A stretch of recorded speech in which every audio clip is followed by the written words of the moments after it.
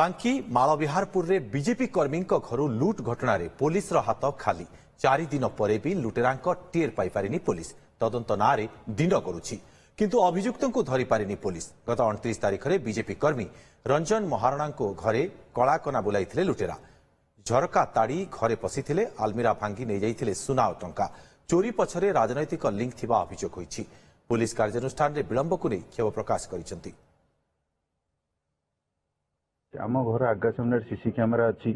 road भी CC camera अच्छी से माने जानिचंती जे एठी सीसी कैमेरा अच्छी से बारी पछवठू आसी आम झरका ताड़ी